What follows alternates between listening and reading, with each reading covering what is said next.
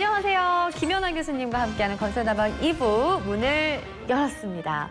지난 시간에는 세계의 도시의 특징과 역사에 대해 이야기를 나눠봤다면 이번 시간에는 우리나라 이야기를 본격적으로 해보려고 하는데요.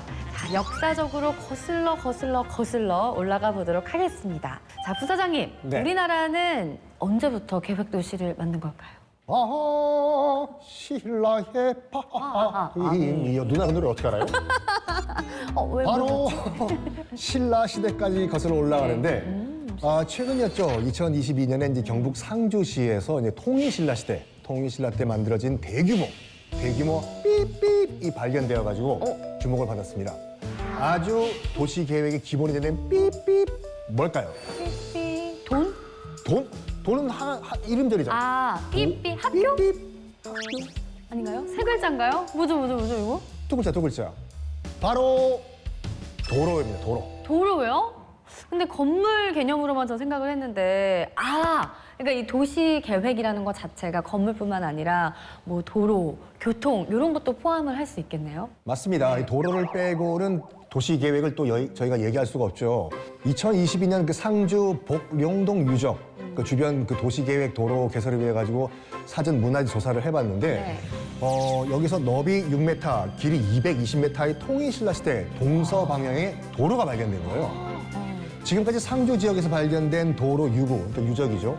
가운데서 가장 역사가 깊고 최대 규모인데 그 신라 시대 수도 경주, 상주 등 같은 대도시에는 그 원활한 교통 그 흐름을 위해 가지고 도시 구획 방리제 쉽게 말해가지고 바둑판 모양으로 도로들을 만들었거든요. 이게 발견된 거예요. 와. 앞서 지금 도시를 보면 그 나라의 역사를 알 수 있다고 말씀을 드렸는데요. 단순히 건축물이 아니라 그 건축물과 건축물 사이를 연결하는 도로, 그다음에 어떤 특정 왕궁이나 공공시설로 뻗쳐 있는 도로의 방향을 통해서 이게 어떤 형태로 도시계획이 이루어졌는지를 우리가 예측을 할 수 있고 우리나라도 고대 도시에서 이런 것들이 목격되고 있습니다. 네. 고대 도시라고 하면 더 먼 역사라고 볼 수가 있겠네요. 뭐 수백 년, 수천. 그 외국 같은 경우에는 기원전 한 1000년 시대에서도 도시계획의 흔적이 목격이 되고 있고요. 우리나라 지금 말씀하신 것처럼 신라, 백제에서도 이렇게 도시를 계획했던 흔적들이 하나둘씩 나타나고 있습니다. 백제가 섭섭할 수도 있으니까 신라 얘기만 해가지고 백제 이야기를 좀 해드리면 백제는 총 수도가 3번 있었어요. 그 이제 지금의 서울, 그 한성 수도가 있었고 이제 공주, 그러니까 웅진이죠. 그다음에 이제 부여, 사비 시대가 열렸는데 그 마지막 수도였던 사비, 지금의 부여 같은 경우에는 우리나라 최초의 계획 도시라고 이제 역사계에서는 얘기를 해요. 100% 성왕이 계획을 세워서 만든 뭐라고 할까 성왕의 그 통치 철학이 반영된 그런 도시라고 할 수가 있겠죠. 아니 근데 그 시절에 100% 계획 도시라는 게 저는 참 신기하거든요. 그렇죠. 예, 어떤 도시가 담겨 있었어요? 아이고 내가 말씀드릴게요. 예. 일단은 그 백제가 장수왕 있지 않습니까? 고구려에 네, 장수왕이 장수왕. 쳐들어와가지고 당시 서울에서 있던 계로왕이 목이 날아가 버려요. 그래가지고 잠시 백제가 망할 뻔합니다. 그래서 네. 계로왕의 동생인 문주왕이 이제 후퇴를 해야 될 거 아니에요. 후퇴해서 급하게 수도를 옮긴 것이 지금의 공주, 웅진성이에요. 다시 말하겠지만 웅진성은 그 공산성이라고 해가지고 산성인데 방어는 쉽지만 굉장히 좁아요. 그 수도로서 역할을 거의 못해요. 네. 그래가지고 이건 너무 좁다 해서 성왕이 다시 한번 우리 수도로 옮기자. 어디? 금강을 따라가지고 서해안으로 가는 지금 평야지대에 있는 이 넓은 땅에 새로운 수도를 건설하자 해서 계획도시를 만듭니다. 처음부터 철저하게. 그냥 아무것도 없는 무에서 유를 그냥 만들어낸 거예요. 그렇죠. 그래가지고 그 사비도성 같은 경우에는 이제 평지성과 산성으로 구성되어 있는 그런 형태인데 초기에 500년 동안 도읍을 했던 한성, 지금의 몽촌토성과 뭐 석촌토성이라고 알려져 있는 여기에 정신을 이어받아가지고 웅진시대 때 잠깐 끊겼던 백제의 혼과 정신을 다시 한번 살려보자라는 뜻으로서 계획적으로 만든 도시라고 하죠. 나폴레옹 3세가 파리를 런던을 능가하는 곳으로 만들자라고 했던 것처럼 백제 역시 도시 구조를 통해서 존재감을 뿜뿜 드러내고 싶었던 거네요. 그렇죠. 삼국시대에서 보면은 가장 문화를 강조했던 게 백제이기도 하고요. 또 이제 하나의 왕건이 자신의 권위라든가 세력을 드러내기 위해서는 건축물에 굉장히 많이 신경을 쓰게 네. 되는데요. 2가지의 신경줄을 많이 썼다고 해요. 하나는 왕궁, 그다음에 이 왕궁을 지키는 성곽.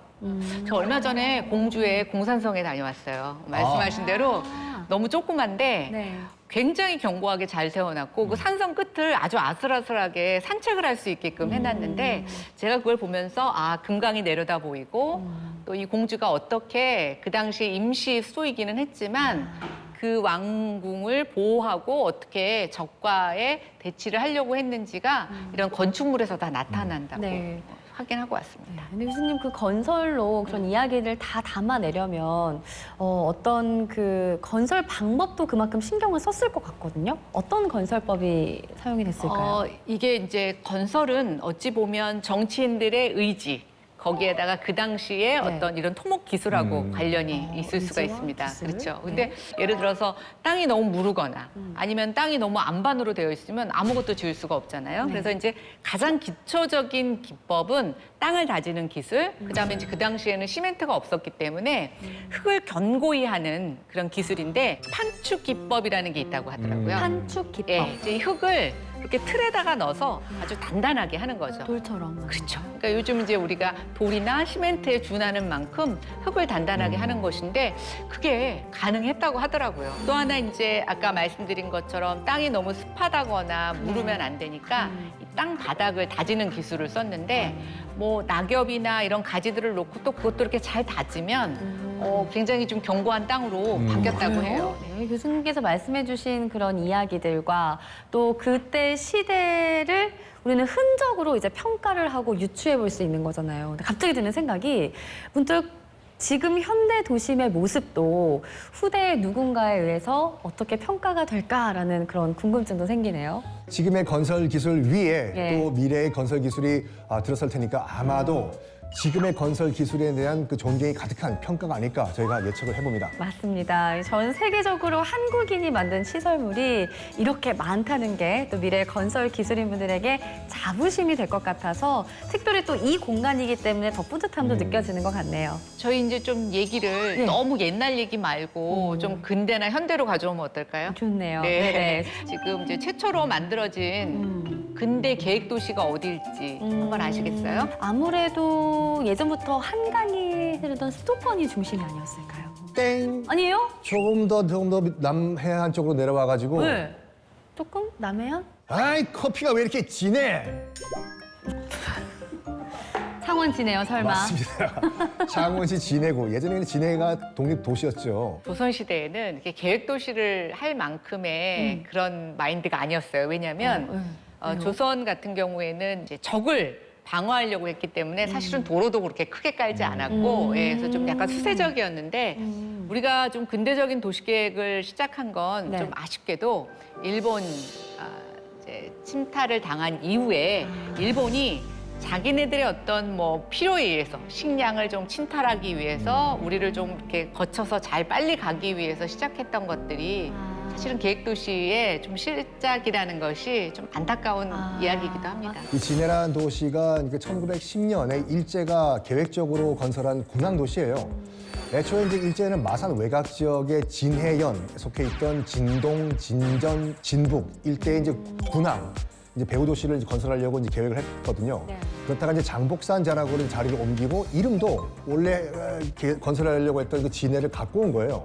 그러니까 이제 진해 같은 경우에는 격자형으로 해서 바둑판처럼 네네. 한 거죠. 그래서 방사선 도시 구조는 이제 중앙 집중적이에요. 네네. 그래서 항상 모든 사람들이 중앙에 빨리 접근할 수 있도록 하는 것이고요. 이 격자형 중심은 조금 효율성, 그다음에 중심을 조금 흩어서 일종의 균형 개발을 취할 수 있는 하나의 구조이기도 한데 파리는 방사선이기 때문에 서울처럼 중앙 집권적이고 도시 집중 현상이 강하고요. 그래서 미국 같은 경우에는 좀 방사형보다는 격자형이 많기 때문에 좀 이렇게 중소규모의 도시들이 좀 골고루 발전되어 있는 형태라고 할 수가 있겠습니다. 네. 그 모양에 따라서 또 도시가 다르게 규정지어진다는 게 참 재밌네요. 예, 그러니까 공간에 따라서 어찌 보면 그 도시의 정치 체제, 지배 네. 체제가 굉장히 구분되기도 했어요.